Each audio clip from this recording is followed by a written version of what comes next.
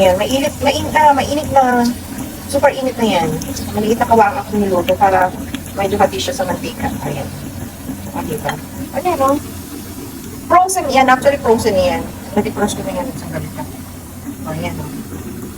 So, nag-out yung ano, yung ube. Tapos lalabas siya. Pumuputok siya dun sa wrapper niya. Oo, kaya kailangan medyo mainit na nila. Ayan na, ang sinasabi ko sa inyo. Ang lakas aking exhaust fan. Lumalabas na yung kanyang ubi, oh. O, diba? Ayan siya, oh, pumutok siya. At naman ang aking wall, oh, ayan, ano ba yan? Hindi pa maganda to?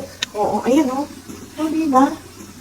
Ayan siya, ang daming kalat sa wall, ay ano, kaya mag-ingat pag magluluto nito, hindi na ito mauulit. Oo, ayoko na sa'yo. Break na tayo. Ayan, pero masarap siya in fairness.